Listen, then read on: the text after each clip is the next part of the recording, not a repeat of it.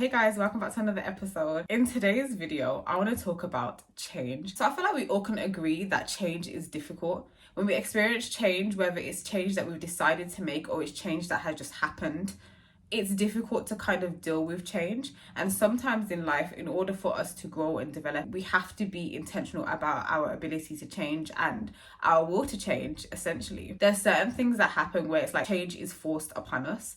And when change is forced upon you, that's when change gets difficult. Change is scary in a sense that whilst change is positive, it's something that we have to kind of get ourselves in the mindset to deal with and accept and actually go and change and do the things that we need to do. But I feel like when it's time to change, a lot of things in our lives can become more chaotic. We can start experiencing things just being all over the place, things just not being as smooth as they should be. The things that made us feel comfortable are now becoming more uncomfortable. That could be like your job, it could be your relationship, it could be your location, it could be your environment. Things that you were like, okay, I'm okay with this, now are becoming something that you just don't feel okay with.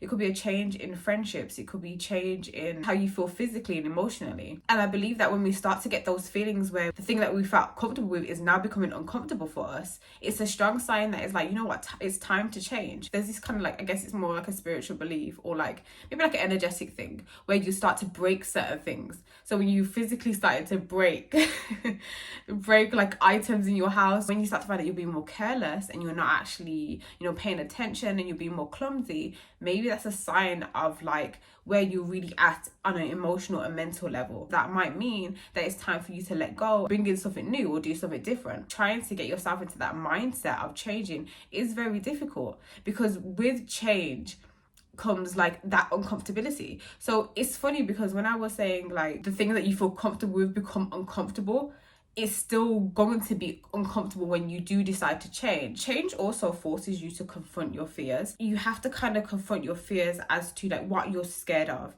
You'll notice that a lot of people who don't change and complain about their situation, or even if it's you, because I've been there as well, where it's like I've complained about my situation, I've complained about wanting to change, I've complained about wanting something different, but I'm not actually doing the things that I need to do to change or have a different experience. Complaining, but not changing, a lot of the time it's because you're fearful. A lot of those times when I was doing that, it was because I was scared of what that change actually meant for me and whether I was truly ready for that change. Because it's one thing saying you want a change, you want something different, but it's another thing where it's like, are you truly ready for that change? Because a lot of the times with change comes responsibility. With change comes a new mindset. With change comes a new ways of being. Change comes with confronting what you're fearful about. Change means deciding whether you're going to break out of certain habits or you're going to break out of what you're comfortable with.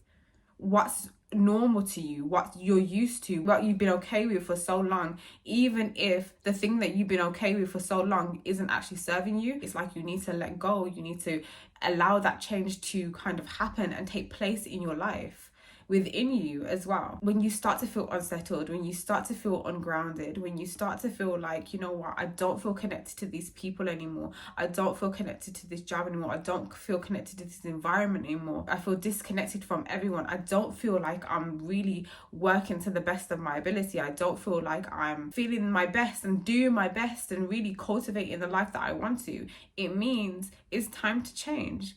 It means it's time to look forward and do things differently.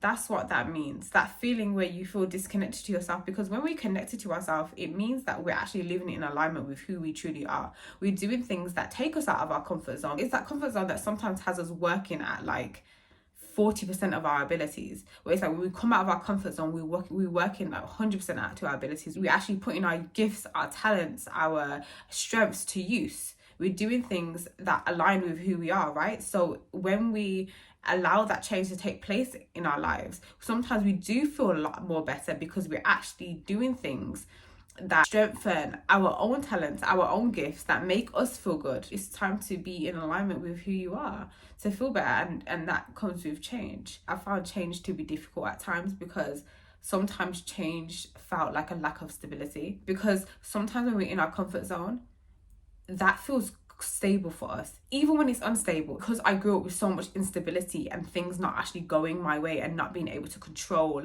my experiences as a child, not being able to control the adults around me, their behavior and the ways that it impacted me. It's like now as an adult, I'm always trying to control change.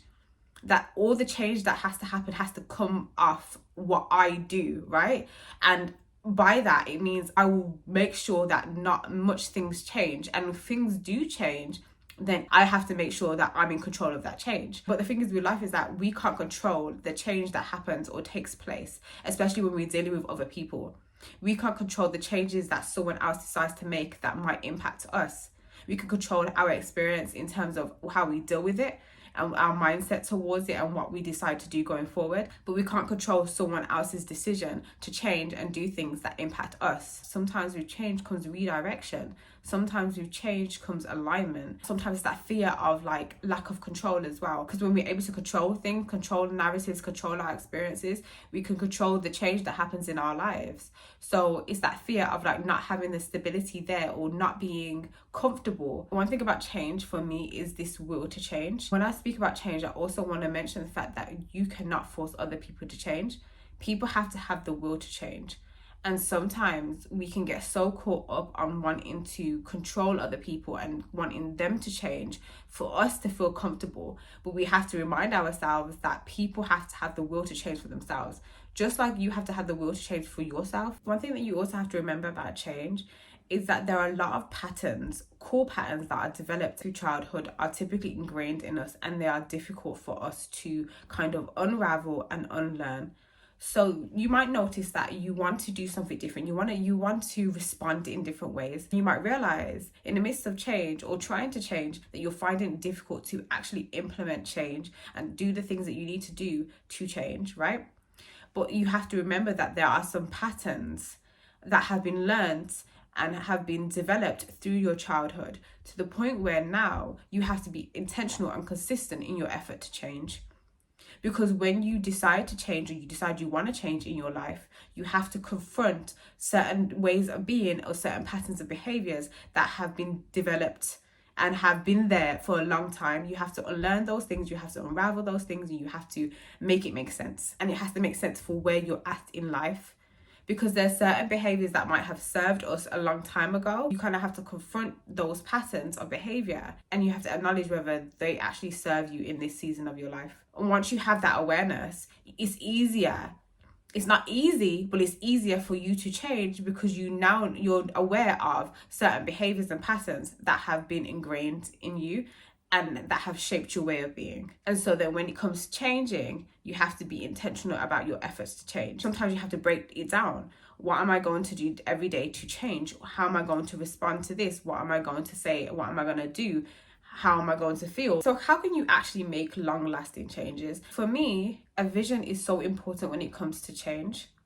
When you have a vision about your life, in different aspects of your life and where you want to go, you have an idea of where you need to go, where you want to go, and how you can get there. You might not even know how you're going to get there, but sometimes it's about knowing where you want to go. So when you know where you want to go, then you can think about, okay, how can I get there? But the first step is knowing where you want to go and having that vision for your life. I basically have a few vision statements that I made, I guess 3 years ago now. And they're for different aspects of my life. So it's about spiritual, love, relationships, career, job, business, finances, future. I have a vision statement that says I'm going to be toned, flexible and fit. So it's as simple as that. And I also said I'm going to do that by going to the gym consistently and working out consistently or doing yoga. And at this time when I wrote that, I didn't even go to the gym. I didn't go to the gym. I didn't do no yoga classes. I mean, I did yoga at home, but I didn't go and actually go. I didn't actually have a gym membership. In fact, I hadn't gone to the gym for years at that point when I made that statement. But I said it because one day or at some point, I'm going to be intentional and go to the gym so that this vision statement comes to life, comes to fruition. I wrote it down, not knowing when that's going to happen, when I'm going to implement those changes, but I wrote it down anyway because it was like, I have an idea of what I want. I even wrote a vision statement about getting a car. It was like, I'm going to have a nice car that I'm going to keep clean and it's going to be cute and accessorized. Funnily enough, I don't always keep it clean now. So That part was not accurate. I wrote that vision statement before I even had my driving test booked, before I even passed my driving test. So I had that vision statement written way before I even knew when that was going to happen or when I was going to pass my driving test. But it was like I knew what I wanted. And then 2 years later, I finally passed my driving test and I got a car. So for me, it's an example of just kind of putting those intentions out there in different aspects of your life. Sometimes it's not a matter of like if or how, sometimes it's just kind of a matter of when. Like, it's going to happen, it's just when it's going to happen. I will always emphasize the importance of writing personal vision statements because it gives you that ability of having like foresight and a vision of how you want your life to go and where you want your life to go, the direction that you can take, and it allows you to actually implement the changes that you need to bring those visions into fruition. Because when you have that vision for your life, there's a lot of things that you won't really allow, or there's things that you will do differently so that they align and match up to the visions that you have in every aspect of your life. It's about the fact that you put that intention out there and it will happen one day at the right time. The more clear you are about who you are and what you want, the more it gives you the clarity that you need and the sense of direction to bring your vision to life. It gives you the clarity and it gives you the confidence to actually implement the changes that you need. Another thing is, which kind of like falls under your will to change, is taking responsibility for change, but also being realistic about your capacity to change.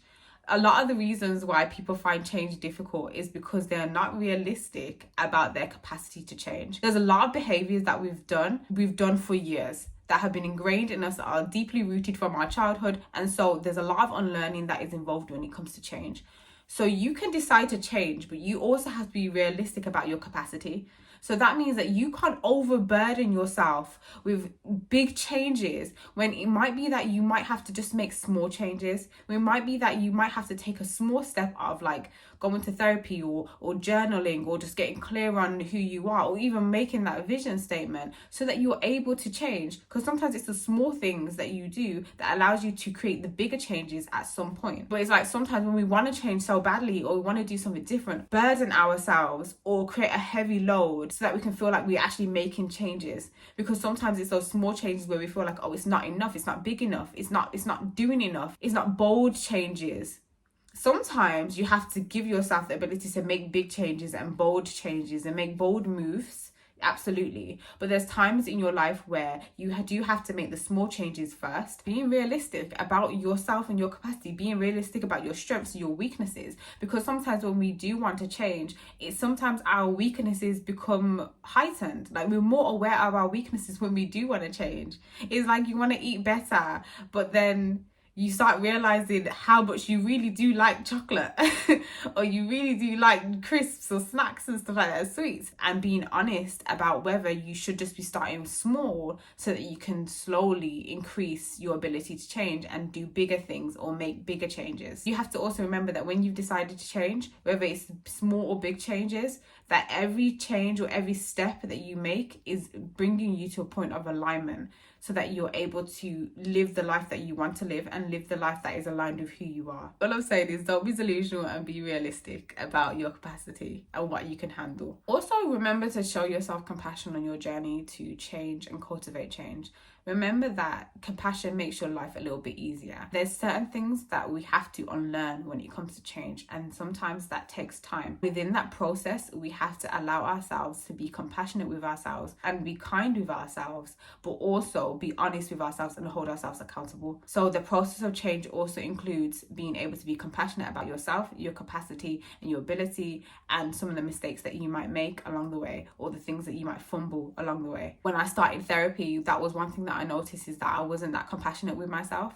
So when it came to wanting to change or do things differently in my life, I wasn't showing myself that compassion. It was even more harder for me because when I did make mistakes, I was just a mess. I was angry with myself, I was insecure. I didn't even allow myself to experience the beauty of change because I was just so hard on myself about my process of changing. Compassion is so important in your journey, and it makes it a little bit easier when you decide to change or when change is happening in your life and you have to adjust to it. I'm talking about like cultivating change and like making changes, but sometimes there's changes that happen in your life that are outside of your control, but you also have to be, in those instances, compassionate with yourself about your ability to handle that change. And you can be honest with yourself if you do feel like you're finding it difficult to handle the changes that are happening in your life. There's some changes that happened in my life, especially last year, things that concerned me, worried me for the future, things that I generally felt like I couldn't handle.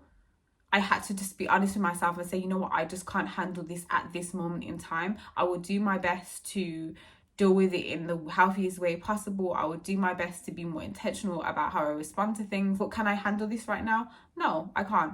So I had to be honest with myself about that. And I also had to give myself compassion about the fact that I could not handle something in that moment in time because it was just too emotionally overwhelming for me. Sometimes that happens with change because when we're so used to things being a certain way and then things just start changing and things shift, or we start experiencing things that are scary and worrying and we start becoming more fearful, it does become a lot to handle. It does become difficult. It does become hard for you to feel like, how am I going to handle this? How am I going to accept this change? And you might not like the changes that are happening in your life. You don't have to love the changes that happen in your life, but you can learn to kind of accept them and deal with them in the healthiest ways possible, even if they are a lot to handle and even if they are difficult to accept. Allowing yourself to get into that mindset and seeing change for what it is. Change can be a beautiful experience and a beautiful way for you to become aligned with who you are.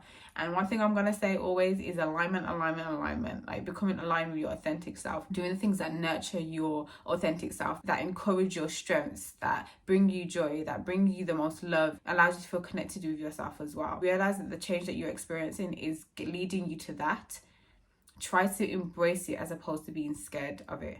Try not to be too scared of change, because that change might just be the change that you need to get to where you need to be, to live the life that you want to live. I'm someone who likes to control so much things. I'm an absolute control freak in so many instances. But when I decided to embrace the changes in my life, I have noticed me becoming more aligned and connected with myself and feeling more satisfied in my life and in who I am, and also becoming aware of the changes that I needed to make and actually acting on them allowed me to feel more comfortable with who I am and where I was going and how I wanted my life to be like. We have one life, and you know, we're going to experience so many changes in life, but there's going to be changes of abundance, of love, of peace, of happiness, of alignment. Just accept it with open arms, especially when it's good change or change that you need to actually have a healthier, peaceful, joyful life. If you want to book a coaching session with me, please feel free to book one. The link will be in the caption. Also, stay tuned because I have something coming. I'm so excited to share with you guys. Thank you for listening to another episode, and I will see you in my next video.